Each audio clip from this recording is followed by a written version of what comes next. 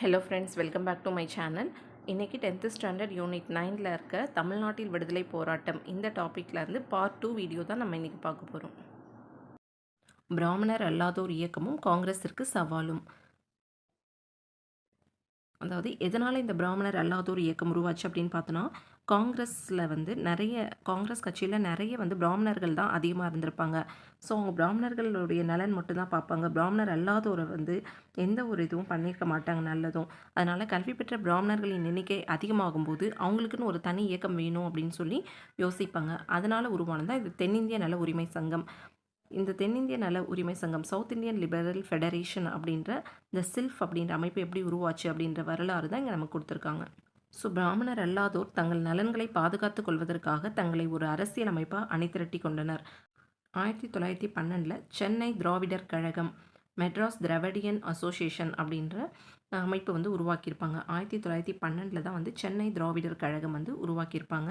இதனுடைய செயலாளர் யார் அப்படின்னு பார்த்தோன்னா சி நடேசனார் தான் செயலாளராக இருப்பாங்க. பிராமணர் அல்லாதோருக்காக உருவாக்கப்பட்டதா இந்த அமைப்பு. 1912 சென்னை திராவிடர் கழகம் உருவாக்கியிருப்பாங்க. இதனுடைய செயலாளர் யார் அப்படின்னு பார்த்தோன்னா சி நடேசனார் தான் செயலாளராக இருப்பார். இவர் 1916 ஜூனில் பிராமணர் அல்லாத மாணவர்களுக்காக, அந்த ஸ்டூடெண்ட்ஸ்க்கு ஹாஸ்டல் ஃபெசிலிட்டி இருக்காது, அவங்களுக்காக திராவிடர் சங்க தங்கும் விடுதி ஸ்டார்ட் பண்ணுவார். அதுக்கப்புறம் 1916 நவம்பர் 20 P Thyagarayar, doctor TM Nair, C Natesanar இவங்க தலைமையில் சுமார் 30 பிராமணர் அல்லாதோர் எல்லாருமே சேர்ந்து சென்னை விக்டோரியா பொது அரங்கில் கூட்டிட்டு இந்திய நல உரிமை சங்கத்தை நிறுவுவாங்க. சில்ஃப் அப்படின்ற அமைப்பை நிறுவுவாங்க. இன்னொரு இம்பார்ட்டன்ட் கொஷின் இதில் என்ன அப்படின்னு பார்த்தோன்னா, பிராமணர் அல்லாதோரின் தலைவர்களான டிஎம் நாயர், பி தியாகராயர் இவங்க 2 பேர் இருப்பாங்க இல்லையா. இவங்க 2 பேரும் ஆரம்பத்தில் காங்கிரஸ் கட்சியில் தான் இருப்பாங்க. டிஎம் நாயர், பி தியாகராயர் இடையே நிலவிய கருத்து வேற்றுமையை சரி செய்து இணக்கத்தை ஏற்படுத்தியவர் யார் அப்படின்னு கேட்பாங்க. சி நடேசனார் தான் இந்த வேலையை பார்ப்பார். பிராமணர் அல்லாதோரின் தலைவர்களான டிஎம் நாயர் மற்றும் பி தியாகராயர் இடையே நிலவிய கருத்து வேற்றுமையை சரி செய்து இணக்கத்தை ஏற்படுத்தியவர் யார் அப்படின்னா C Natesanar. TM Nair, P Thyagarayar தொடக்கத்தில் காங்கிரஸில் இருந்தவங்க. சில்ஃப் தென்னிந்திய நல உரிமை சங்கம் நடத்திய செய்தித்தாள்கள் பார்த்தோம் அப்படின்னா ஜஸ்டிஸ், திராவிடன், ஆந்திர பிரகாசிகா இந்த 3 செய்தித்தாளும் அவங்க நடத்தியிருப்பாங்க. ஜஸ்டிஸ் அப்படின்றது ஆங்கிலத்திலையும், திராவிடன் அப்படின்றது தமிழ்லையும், ஆந்திர பிரகாசிகா அப்படின்றது தெலுங்கு லாங்குவேஜ்லேயும் நடத்தியிருப்பாங்க. இந்த நூலோட பேர் தான் பின்னாளில் நீதி கட்சி அப்படின்னு அந்த ஆங்கில நாளிதழின் பெயர் தான் வச்சுருப்பாங்க. ஜஸ்டிஸ் அப்படின்ற ஆங்கில நாளிதழின் பெயர் தான் நீதி கட்சியாக வச்சுருப்பாங்க. ஜஸ்டிஸ் பார்ட்டி அப்படின்னு சொல்லி வச்சுருப்பாங்க. நெக்ஸ்ட் பார்த்தோன்னா இடஒதுக்கீட்டுக்கான கோரிக்கை. நீதி கட்சி பிராமணர் அல்லாதோர்களின் அறிவிக்கை வெளியிட்டிருப்பாங்க. நான் பிராமின் மேனிஃபெஸ்டோ வெளியிட்டிருப்பாங்க. அது என்னென்ன அப்படின்னு பார்த்தோன்னா, அரசு பணியிடங்களில் பிராமணர் அல்லாதோர்களுக்கு இடஒதுக்கீடு வேணும், பிரதிநிதித்துவ அமைப்புகளில் இடஒதுக்கீடு வேணும். அது மட்டும் இல்லாமல் தன்னாட்சி இயக்கத்தை பிராமணர்களின் இயக்கம் அப்படின்னு சொல்லி இவங்க எதிர்ப்பு தெரிவிச்சிருப்பாங்க. காங்கிரஸையும் பிராமணர்களின் கட்சி அப்படின்னு சொல்லி விமர்சனம் பண்ணியிருப்பாங்க. நீதி கட்சி வகுப்புவாத பிரதிநிதித்துவம் கேட்டிருப்பாங்க. ஆனால் காங்கிரஸ் அதுக்கு எதிர்ப்பு தெரிவிச்சிருப்பாங்க. சென்னை கவர்மெண்ட் நீதி கட்சி ஆதரிப்பாங்க, ஏன்னா அவங்களை பிரிக்கிறதுக்காக. ஸோ 1919ஆம் ஆண்டு சட்டத்தின்படி பிராமணர் அல்லாதோருக்கு தேர்தலில் இடஒதுக்கீடும் கொடுத்துருப்பாங்க.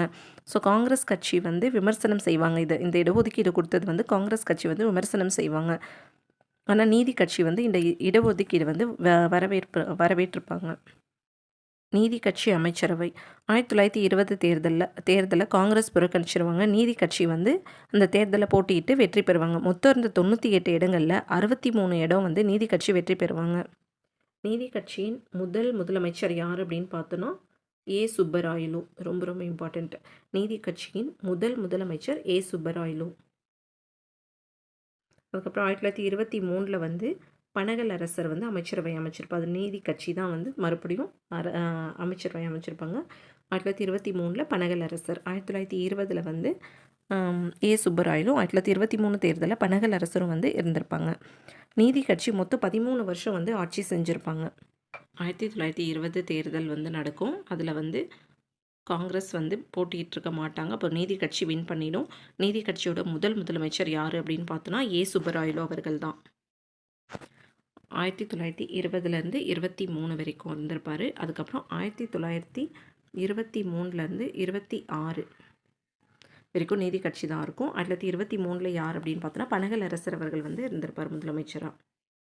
1926லேருந்து 1930 வரைக்கும் யார் இருப்பாங்க அப்படின்னு பார்த்தோன்னா சுயேட்சை அமைச்சரவை அமைச்சிருக்கும். யார் அப்படின்னு பார்த்தோன்னா சுப்பராயன் அவர்கள் வந்து அமைச்சரவை அமைச்சிருப்பார். அவர் வந்து ஒரு சுயேட்சை வேட்பாளர். 1926 தேர்தலில் வந்து சுயராஜ்ய கட்சியினர் வெற்றி பெற்றிருப்பாங்க. ஆனால் அமைச்சரவை வந்து அமைச்சிருக்க மாட்டாங்க. அவங்களுக்கு பதிலாக சுயேட்சை வேட்பாளரான சுப்பராயன் அவர்கள் வந்து தேர்ந்தெடுக்கப்பட்டிருப்பார். மறுபடியும் 1930 தேர்தலில் நீதி கட்சி வின் பண்ணி 1930 to 37 வரைக்கும் அவங்க தான் ஆட்சியில் இருப்பாங்க. நீதி கட்சி 37 தேர்தலில் வந்து காங்கிரஸ் வந்து அமைச்சரவை அமைக்கும். காங்கிரஸ் போட்டியிடுவாங்க. அவங்க வின் பண்ணதுனால காங்கிரஸ் அமைச்சரவை அமைச்சிருவாங்க. அந்த முதல் காங்கிரஸ் அமைச்சரவை தான் வந்து சென்னையில் யார் அப்படின்னு பார்த்தோன்னா ராஜாஜி தலைமையில் அமைச்சரவை அமைச்சிருப்பாங்க. டோட்டலாக அந்த 20 to 37 வரைக்கும் நீதி கட்சியோட ஆட்சி எத்தனை வருஷம் அப்படின்னு பார்த்தோன்னா 13 வருஷம் ஆட்சி பண்ணியிருப்பாங்க. இது வந்து ஒரு ப்ரீவியஸ் இயர் கொஷின். பிராமணர் அல்லாதோரின் நலனுக்கு நீதி கட்சியின் நடவடிக்கைகள் என்னென்ன பண்ணியிருப்பாங்க அப்படின்னு பார்த்தோன்னா உள்ளாட்சி துறைகளிலும் கல்வி நிலையங்களிலும் வேலைவாய்ப்பில் இடஒதுக்கீடு வேணும் அப்படின்னு சொல்லி கேட்டிருப்பாங்க. அது மட்டும் இல்லாமல் அதை செஞ்சு கொடுத்துருப்பாங்க. பணியாளர் தேர்வுக்குழு நிறுவப்பட்டது 1924 பணியாளர் தேர்வுக்குழு வந்து போட்டிருப்பாங்க. அது வந்து 1929 பொது பணியாளர் தேர்வாணையமாக பெயர் மாற்றம் செஞ்சுருப்பாங்க. 1925 இந்து சமய அறநிலைத்துறை சட்டம் வந்து போட்டிருப்பாங்க. அது மட்டும் இல்லாமல் சென்னை அரசு தொழில் உதவி சட்டம், தேவதாசி முறை ஒழிப்பு, புறம்போக்கு நிலங்கள் பட்டா செய்யப்பட்டன. இது எல்லாமே வந்து நீதி கட்சியின் வெற்றி. அது மட்டும் இல்லாமல் மதிய உணவு திட்டமும் வந்து அவங்க தான் ஃபஸ்ட்டு ஸ்டார்ட் பண்ணியிருப்பாங்க நீதி கட்சி பீரியடில். நெக்ஸ்ட்டு பார்த்தோன்னா அரசின் அடக்குமுறை நடவடிக்கைகள் என்ன அப்படின்னு பார்த்தோன்னா ரவுலட் சட்டம். இது 1919 போட்டிருப்பாங்க. இதை இன்னொன்று என்ன சொல்லுவாங்க அப்படின்னு பார்த்தோன்னா குழப்பவாத புரட்சிகர குற்றச்சட்டம் அப்படின்னு சொல்லுவாங்க. இதை பரிந்துரை செய்த குழு தலைவர் பேர் என்ன அப்படின்னு பார்த்தோன்னா சர் சிட்னி ரவுலட். இவரோட தலைமையில் தான் வந்து இந்த ரவுலட் சட்டம் வந்து போட்டிருப்பாங்க. ரவுலட் சட்டம் அப்படின்னா என்ன அப்படின்னு பார்த்தோன்னா நீதித்துறை விசாரணை இல்லாமல் யாரை வேண்டுமானாலும் பயங்கரவாதி அப்படின்னு சொல்லி குற்றம் சாட்டி சிறையில் அடைத்தல். இதுதான் இந்த சட்டம், ரவுலட் சட்டம். யார் வேணாலும் எந்த விசாரணை இல்லாமையும் அரெஸ்ட் பண்ணலாம் அப்படின்றது தான் இந்த ரவுலட் சட்டம். காந்தி வந்து இதுக்கு எதிராக சத்தியாகிரகத்தை வந்து மேற்கொள்வார். அதுதான் ரவுலட் சத்தியாகிரகம் அப்படின்னு சொல்லுவாங்க. இந்த ரவுலட் சட்டத்தை கருப்பு சட்டம் அப்படின்னு சொல்லுவாங்க. 1919 ஏப்ரல் 6 இந்த நாள் தான் வந்து கருப்பு சட்டம், அதாவது ரவுலட் சத்தியாகிரகம் வந்து நடைபெறும். அதுக்கு முன்னாடி 1919 மார்ச் 18 மெரினா பீச்சில் வந்து காந்தியடிகள் உரையாற்றியிருப்பார். அதுக்கப்புறம் அடுத்த மாதம் தான் வந்து 1919 ஏப்ரல் 6 தான் வந்து இந்த ரவுலட் சட்டத்தை வந்து எதிர்ப்பு தெரிவித்து கருப்பு சட்டம் அப்படின்னு சொல்லி எதிர்ப்பு தெரிவிச்சிருப்பாங்க. அதுக்கு எதிராக வந்து கடையடைப்பு, வேலை நிறுத்தங்கள் இது எல்லாமே வந்து நடைபெற்றிருக்கும். இதில் இந்த இயர் வந்து ரொம்ப இம்பார்ட்டன்ட். ரவுலட் சட்டம் எதிர்ப்பு போராட்டம் எப்போ நடந்ததுன்னா 1919 ஏப்ரல் 6. இந்த சட்டத்தில் மிகப்பெரிய அளவில் மக்கள் வந்து கூடியிருப்பாங்க மெரினா பீச்சில். மெரினா கடற்கரையில் வந்து பெரும் மக்கள் கூட்டமானது. அந்த நாள் முழுவதும் உண்ணாவிரதம், பிரார்த்தனைகள் இது எல்லாமே நடந்திருக்கும். அது மட்டும் இல்லாமல் சென்னை சத்தியாகிரக சபை அப்படின்ற ஒரு அமைப்பு வந்து ஏற்படுத்தியிருப்பாங்க. இந்த கூட்டத்தில் யார் யாரெல்லாம் உரை நிகழ்த்தியிருப்பாங்க அப்படின்னு பார்த்தோன்னா ராஜாஜி, கஸ்தூரி Rangar, S Sathyamoorthy, George Joseph இவங்க எல்லாமே வந்து உரையாற்றியிருப்பாங்க. தனியாக தொழிலாளர்களுக்கு அப்படின்னு சொல்லி ஒரு கூட்டம் நடத்தியிருப்பாங்க. அதில் யார் உரை நிகழ்த்தியிருப்பாங்கன்னா திரு வி. கல்யாண சுந்தரம் அவர்கள் உரை நிகழ்த்தியிருப்பார். அவர் மட்டும் இல்லாமல் பிபி வாடியா, வஉசி இவங்க எல்லாருமே வந்து தொழிலாளர் கூட்டத்தை நடத்தி அதுக்கு உரை நிகழ்த்தியிருப்பாங்க. நெக்ஸ்ட்டு பார்த்தோன்னா கிளாபத் இயக்கம். தமிழ்நாட்டில் கிளாபத் இயக்கம் வந்து எப்போது நடந்தது, கிளாபத் நாள் அப்படின்னு எப்போ கொண்டாடினாங்க அப்படின்னு பார்த்தோன்னா கிளாபத் இயக்கம் அப்படின்றது ஒன்றும் இல்லை, துருக்கியில் இருக்க கலிபா பதவி மீட்பதற்காக தொடங்கப்பட்டது தான் இந்த கிளாபத் இயக்கம். தமிழ்நாட்டில் எப்போ ஸ்டார்ட் பண்ணாங்க அப்படின்னு பார்த்தோன்னா 1920 ஏப்ரல் 17. இதுக்கு தலைமை யார் அப்படின்னு பார்த்தோன்னா மௌலானா சௌகத் அலி அப்படின்றவர் தலைமை ஏற்றிருப்பார். கிளாபத் எழுச்சி நடவடிக்கைகளின் முக்கிய மையம் எது அப்படின்னு பார்த்தோன்னா வாணியம்பாடி, இன்னொன்று வந்து ஈரோடு. அங்கேயும் ஒரு மிகப்பெரிய மாநாடு நடத்தியிருப்பாங்க. இது ரெண்டு தான் வந்து கிளாபத் எழுச்சி நடவடிக்கைகளின் முக்கிய மையம். ஒத்துழையாமை இயக்கம். தமிழ்நாட்டில ஒத்துழையாமை இயக்கத்துக்கு தலைமை தாங்கினது யார் அப்படின்னு பார்த்தோம்னா, ராஜாஜி அவர்களும், ஈவே ராமசாமி இவங்க 2 பேரும் தான் ஒத்துழையாமை இயக்கத்துக்கு தமிழ்நாட்டில தலைமை தாங்கியிருப்பாங்க. முஸ்லீம் லீக்கின் சென்னை கிளையை நிறுவியவர் யார் அப்படின்னு பார்த்தோம்னா, யாகூப் ஹசன். முஸ்லீம் லீக்கின் சென்னை கிளையை நிறுவிய யாகூப் ஹசன் தான் வந்து ராஜாஜி கூட நெருக்கமாக செயல்பட்டிருப்பாரு. இந்த கொஷின் இம்பார்ட்டன்ட். முஸ்லீம் லீக்கின் சென்னை கிளையை நிறுவியவர் யாகூப் ஹசன் என்பவருடன் ராஜாஜி நெருக்கமாக செயல்பட்டார். ராஜாஜி யாருடன் நெருக்கமாக செயல்பட்டார் அப்படின்ற கொஷின் கேட்பாங்க. யாகூப் ஹசன். இது ஆல்ரெடி கேட்டோம், செஞ்சுருக்காங்க டிஎன்பிஎஸ்சியில். ஸோ முஸ்லீமும் இந்துக்களும் வந்து இதனால் ஒற்றுமையாக வந்து ஒத்துழையாமை இயக்கத்தில் செயல்பட்டிருப்பாங்க.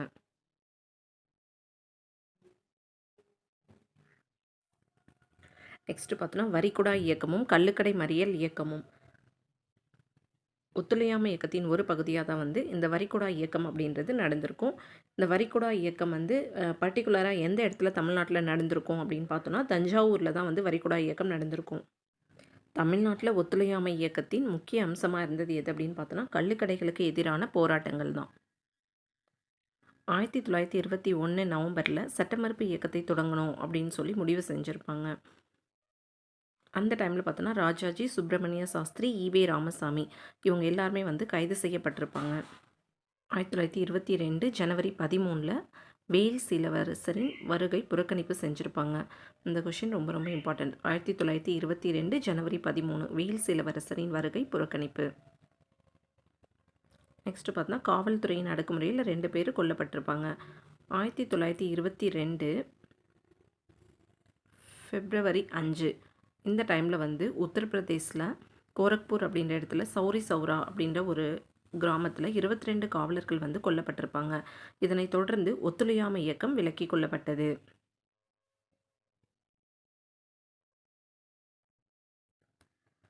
எந்த சம்பவத்தை தொடர்ந்து ஒத்துழையாமை இயக்கம் விலக்கி கொள்ளப்பட்டது அப்படின்னு கேட்டாங்கன்னா, இந்த சௌரி சௌரா சம்பவத்துக்கு அப்புறம் தான் வந்து ஒத்துழையாமை இயக்கம் வந்து நிறுத்தப்பட்டிருக்கும். நெக்ஸ்ட், சுயராஜ்ய கட்சியினர் நீதி கட்சியினர் இடையேயான போட்டி. ஒத்துழையாமை இயக்கம் விலக்கி கொள்ளப்பட்டதை தொடர்ந்து காங்கிரஸ் வந்து 2ஆக பிரிஞ்சிரும். ஒன்று பார்த்தோன்னா, மாற்றத்தை விரும்பாதோர், மாற்றத்தை விரும்புவோர் அப்படின்னு சொல்லி 2ஆக காங்கிரஸ் வந்து பிரிஞ்சிரும். சுயராஜ்ய கட்சியினர் நீதி கட்சியினர் இடையேயான போட்டி.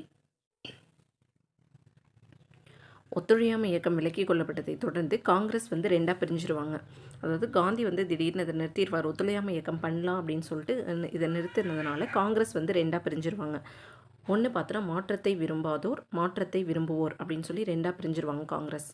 மாற்றத்தை விரும்பாதோர் அப்படின்னா யார் அப்படின்னு பார்த்தோன்னா, சட்டமன்ற புறக்கணிப்பை வந்து தொடர் விரும்பினர். அதாவது சட்டமன்றத்துக்கு போகாமல் இருக்கிறவங்க தான் வந்து மாற்றத்தை விரும்பாதோர். மாற்றத்தை விரும்பியவங்க யார் அப்படின்னு பார்த்தோன்னா, இந்த சுயராஜ்ய கட்சியினர் தான். இவங்க என்ன நினைப்பாங்க அப்படின்னா, தேர்தலில் போட்டியிட்டு சட்டமன்றத்துக்குள்ளே போயிட்டு அவங்கள எதிர்க்கணும் அப்படின்னு நினைக்கிறவங்க தான் மாற்றத்தை விரும்பியோர். அதாவது ராஜாஜியுடன் காந்தியை தீவிரமாக பின்பற்றின வேறு சிலர் எல்லாருமே சேர்ந்து சட்டமன்றத்தை புறக்கணித்தனர். இவங்க எல்லாருமே வந்து மாற்றத்தை விரும்பாதோர் அப்படின்ற அந்த லிஸ்ட்டில் வந்து வருவாங்க. அந்த லிஸ்ட்டில் பார்த்தோன்னா, கஸ்தூரி ரங்கர், எம்ஏ அன்சாரி இவங்க எல்லாருமே வந்து மாற்றத்தை விரும்பாதோர் லிஸ்ட்டில் வருவாங்க. இந்த எதிர்ப்புக்காக காங்கிரஸ்குள்ளேயே சில எதிர்ப்பு ஏற்படும். அதன் விளைவாக தான் வந்து சித்தரஞ்சன் தாஸும் மோதிலால் நேரு இவங்க சேர்ந்து வந்து சுயராஜ்ய கட்சியை வந்து உருவாக்கிடுவாங்க. தமிழ்நாட்டில் யார் பார்த்தோம் அப்படின்னு பார்த்தோன்னா, சுயராஜ்ய கட்சிக்கு தலைமை தாங்கினது சீனிவாசனார், சத்யமூர்த்தி இவங்க 2 பேர் தான் தமிழ்நாட்டில் சுயராஜ்ய கட்சியினருக்கு வந்து தலைமை தாங்குவாங்க. இது ரொம்ப இம்பார்ட்டண்ட். இந்த கொஷின் கேட்டிருக்காங்க. தமிழ்நாட்டில் சுயராஜ்ய கட்சியினருக்கு தலைமை தாங்கியவர் யார் அப்படின்னு பார்த்தோன்னா, முக்கியமாக சத்யமூர்த்தி, சீனிவாசனார். இதில் இருக்க இம்பார்ட்டன்ட் பாயிண்ட்ஸை ஷார்ட்டாக பார்க்கலாம். அதாவது ஒத்துழையாமை இயக்கத்தை தொடர்ந்து காங்கிரஸ் 2ஆக பிரிஞ்சிரும். ஒன்று மாற்றத்தை விரும்பாதோர், இன்னொன்று மாற்றத்தை விரும்புவோர். மாற்றத்தை விரும்பாதோர் என்ன அப்படின்னு பார்த்தோன்னா, சட்டமன்றத்தை புறக்கணிப்பு செய்வாங்க. மாற்றத்தை விரும்புவோர் அப்படின்றது தேர்தலில் போட்டியிடணும், சட்டமன்றத்துக்குள்ளே போயிட்டு எதிர்ப்பு தெரிவிக்கிறவங்க தான் மாற்றத்தை விரும்பியோர். ஸோ ராஜாஜி, காந்தி இவங்க எல்லாம், கஸ்தூரி ரங்கர், எம்ஏ அன்சாரி இவங்க எல்லாமே வந்து மாற்றத்தை விரும்பாதோர் அப்படின்ற லிஸ்ட்டில் வருவாங்க. மாற்றத்தை விரும்பியோர் என்ன பண்ணாங்க அப்படின்னு பார்த்தோன்னா, சித்தரஞ்சன் தாஸும் மோதிலால் நேரு இவங்க வந்து சுயராஜ்ய கட்சி வந்து உருவாக்கிடுவாங்க. தமிழ்நாட்டில் சுயராஜ்ய கட்சியினருக்கு தலைமை தாங்கியவர் யார் அப்படின்னு பார்த்தோன்னா, சீனிவாசனார், சத்யமூர்த்தி இவங்க 2 பேர் தான் வந்து தலைமை தாங்கியிருப்பாங்க. நெக்ஸ்ட்டு பார்த்தோன்னா சுப்பராயன் அமைச்சரவை. 1926 வந்து சென்னை மாகாணத்தில் தேர்தல் நடக்கும். இந்த தேர்தலில் வந்து சுயராஜ்ய கட்சியினர் தான் வந்து பெரும்பான்மை இடங்களில் வெற்றி பெற்றிருப்பாங்க. இருந்தாலும் அவங்க வந்து ஆட்சியில் உட்கார மாட்டாங்க. காங்கிரஸின் கொள்கைக்கு இணங்க அவங்க ஆட்சி பொறுப்பை ஏற்க மறுத்துருவாங்க. அதுக்கு மாறாக அவங்க என்ன பண்ணுவாங்கன்னா, சுயேட்சை வேட்பாளரான பி. சுப்பராயன் அவர்களுக்கு அமைச்சரவை அமைக்க உதவி செய்வாங்க. ரொம்ப ரொம்ப இம்பார்ட்டன்ட். சுயேட்சை வேட்பாளர் தான் வந்து 1926 வந்து அமைச்சரவை வந்து அமைப்பாங்க. சுயேட்சை வேட்பாளர் யார் அப்படின்னு பார்த்தோன்னா பி. சுப்பராயன். 1926லேருந்து 30 வரைக்கும் அவர் தான் இருப்பார்.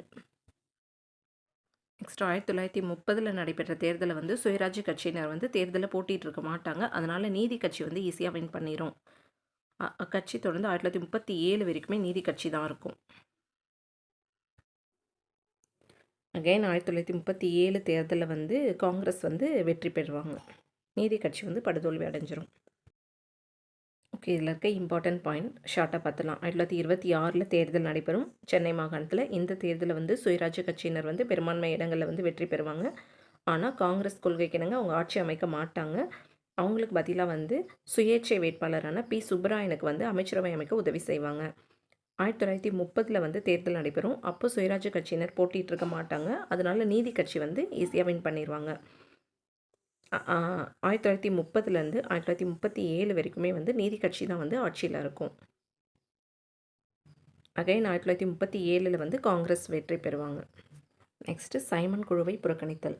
1919ஆம் ஆண்டு சட்டத்தின் செயல்பாடுகளை பரிசீலனை செய்கிறதுக்காகவும் சீர்திருத்தங்களை பரிந்துரை செய்கிறதுக்காக ஒரு குழு வந்து போடுவாங்க. 1927 வந்து இந்திய சட்டப்பூர்வ ஆணையம் அப்படின்னு சர் ஜான் சைமன் தலைமையில் வந்து ஒரு குழு வந்து அமைப்பாங்க. இந்த ஆணையத்தில் பார்த்தோம் அப்படின்னா எல்லாருமே ஆங்கிலேயர்கள் மட்டும்தான் இருப்பாங்க. ஒரு இந்தியர் கூட இடம்பெற்றிருக்க மாட்டாங்க. அதனால் இந்த குழு வந்து இந்தியர்கள் வந்து எதிர்ப்பு தெரிவிச்சிருப்பாங்க. பர்டிகுலராக காங்கிரஸ் வந்து சைமன் குழுவை வந்து புறக்கணிச்சிருப்பாங்க. சென்னையில் பார்த்தோம் அப்படின்னா சென்னையில் எஸ். சத்தியமூர்த்தி தலைமையில் சைமன் குழு எதிர்ப்பு பிரச்சார குழு ஒன்று உருவாக்கப்பட்டது. சென்னையில் யார் தலைமையில் உருவாக்கப்பட்டது சைமன் குழு எதிர்ப்பு பிரச்சாரம் அப்படின்னு பார்த்தோன்னா எஸ். சத்தியமூர்த்தி தலைமையில் தான் வந்து உருவாக்கியிருப்பாங்க. சென்னையில் சுயராஜ்ய கட்சியின் தலைமையும் யார் பார்த்தோன்னா எஸ். சத்தியமூர்த்தி தான். சைமன் குழு எதிர்ப்பு பிரச்சாரமும் வந்து சத்தியமூர்த்தி தலைமையில் தான் வந்து நடைபெற்றிருக்கும். நெக்ஸ்ட்டு இந்த டேட்டா வந்து ரொம்ப ரொம்ப இம்பார்ட்டன்ட். 1929 பிப்ரவரி 18 சைமன் குழு சென்னைக்கு வந்தபோது அந்த குழுவுக்கு வந்து எதிராக கருப்பு கொடி வந்து காட்டியிருப்பாங்க. சைமன் குழு சென்னைக்கு வந்த ஆண்டு எது அப்படின்னு பார்த்தோன்னா 1929 பிப்ரவரி 18. நீல் சிலை அகற்றும் போராட்டம் 1927 நடந்திருக்கும். அதாவது சைமன் குழு இந்திய சட்டப்பூர்வ ஆணையம் அப்படின்னு சொல்லப்படுற சைமன் குழு போட்ட அதே வருஷம் தான் வந்து நீல் சிலை அகற்றும் போராட்டமும் நடந்திருக்கும். இது ரெண்டுமே வந்து லிங்க் பண்ணி படிச்சுக்கோங்க. ஹிஸ்ட்ரியில் இயர்ஸ் எல்லாமே லிங்க் பண்ணி படித்தா மட்டும்தான் ஞாபகம் இருக்கும். ஸோ இதனுடைய ஸ்டோரி என்ன அப்படின்னு பார்த்தோன்னா ஜேம்ஸ் நீல் அப்படின்னு ஒருத்தர் இருப்பார். அவர் வந்து மதராஸ் துப்பாக்கி ஏந்திய காலற்படையை சேர்ந்தவர். அப்போது 1857 பெரும்புரட்சி உங்களுக்கு தெரியும். அதே டைமில் தான் வந்து கான்பூர் படுகொலையும் நடந்திருக்கும். அந்த கான்பூர் படுகொலை அப்படின்னா என்னென்னா ஆங்கில பெண்களும் குழந்தைகளும் நிறைய பேர் வந்து கொல்லப்பட்டிருப்பாங்க. இதுதான் வந்து கான்பூர் படுகொலை. இதற்கு பழி தீர்க்கிற விதமாக தான் வந்து நீல் அப்படின்றவரை வந்து கான்பூருக்கு வந்து வர வச்சுருப்பாங்க. அவர் வந்து ரொம்ப கொடூரமாக வந்து நிறைய பேரை கொன்றுவார். ஸோ இவரை வந்து ஒரு இந்திய வீரர் வந்து கொன்னுடுவார். நீல வந்து இந்திய வீரர் ஒருவரால் கொல்லப்பட்டார். அதனால் இவருக்கு சென்னை மவுண்ட் ரோட்டில் ஆங்கிலேயர் வந்து ஒரு சிலை வச்சுருப்பாங்க. நீல் அப்படின்றவருக்கு வந்து சிலை வச்சுருப்பாங்க. ஆனால் இந்தியர்கள் வந்து நம்மளோட உணர்வுகளுக்கு வந்து ஒரு அவமரியாதையாக இருக்கும் அப்படின்னு சொல்லிட்டு தொடர் போராட்டங்கள் வந்து நடத்துவாங்க. நீல் சிலை இங்கே இருக்கக்கூடாது அப்படின்னு சொல்லி போராட்டம் நடத்துவாங்க. 1937 10 வருஷம் கழிச்சு ராஜாஜி பீரியடில், அதாவது ராஜாஜி தலைமையில் வந்து காங்கிரஸ் அமைச்சரவை வந்து அமைச்சிருப்பாங்க. அந்த டைமில் அவரோட பீரியடில் தான் வந்து இந்த நீல் சிலை வந்து அகற்றப்பட்டு சென்னை அருங்காட்சியகத்தில் வந்து கொண்டு போய் வச்சுருப்பாங்க. நீல் சிலை அகற்றும் போராட்டம் உடைய ஸ்டோரி இதுதான். 1927 நடந்திருக்கும். 1937 வந்து ராஜாஜி பீரியடில் அந்த சிலை அகற்றி கொண்டு போய் சென்னை மியூசியத்தில் வந்து வச்சுருப்பாங்க. தேங்க்யூ.